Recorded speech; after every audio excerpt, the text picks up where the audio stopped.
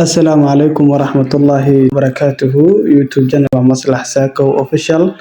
فضلا waxaan ka codsanayaa insha Allah inaad subscribe noo saarto noo share gareyso. Casharkani maanta wuxuu ku saabsan yahay consonants and vowel. Consonant waxa la yiraahdaa shibanayaasha and vowel sidoo kale waxa la yiraahdaa shaqalka waa. Guud ahaan markii la isku daro xarfaha shaqalka iyo xarfaha shibanayaasha waxay u kala baxaan ilaa iyo 26 xarfood ayay u kala baxaan. Shibanayaashii we have 21 letters.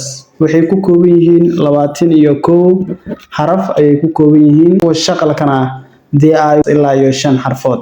Consonants markaan fiirino shibanayaasha waxa ka mid ah B C D F G H J K L M N P Q R S T V W X Y Z.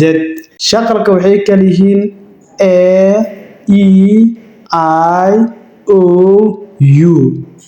These are the 5 vowel sounds in English. Vowel sounds and the consonant sounds sidoo kale haddana waxa loo kala qaadaa ayagoo ah xarfo yar yar iyo xarfo waaweyn. Okay, small letters and capital letters. First go marka shibanayaasha iyo shaqalada waa B for book, iyo B for book.